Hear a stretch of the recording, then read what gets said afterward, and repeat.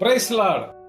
லூக்கா 7ஆம் அதிகாரம் 44 வசனம். இயேசு ஸ்திரீனிடத்தில் திரும்பி சீமோனை நோக்கி, இந்த ஸ்திரீயை பார்க்கிறாயே, நான் உன் வீட்டில் பிரவேசித்தேன், நீ என் கால்களுக்கு தண்ணீர் தரவில்லை. எவ்வளோ கண்ணீரினால் என் கால்களை நனைத்து தன் தலைமயிரினால் அவைகளை துடைத்தார்.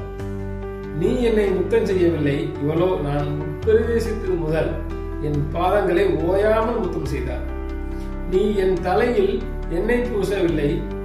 இவளோ என் பாதங்களில் பரிமள தைலத்தை பூசினார். அதனால் நான் உனக்கு சொல்கிறேன், இவன் செய்த அநேக பாவங்கள் மன்னிக்கப்பட்டது.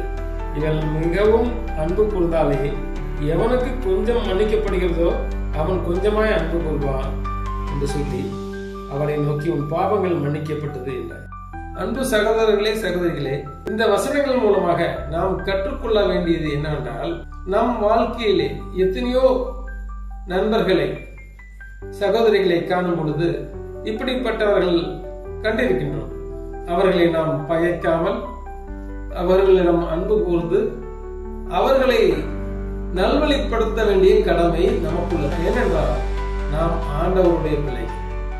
ஒருவரையும் நாம் ஜட்மெண்ட் செய்ய நமக்கு அதிகாரம் இல்லை. அவர்களை நல்வழிப்படுத்துங்கள், உங்களுடைய தாளத்தை தெளிவுபடுத்துங்கள், அவர்களை ஆசீர்வாதமாக மாற்றுங்கள். வணக்கம்.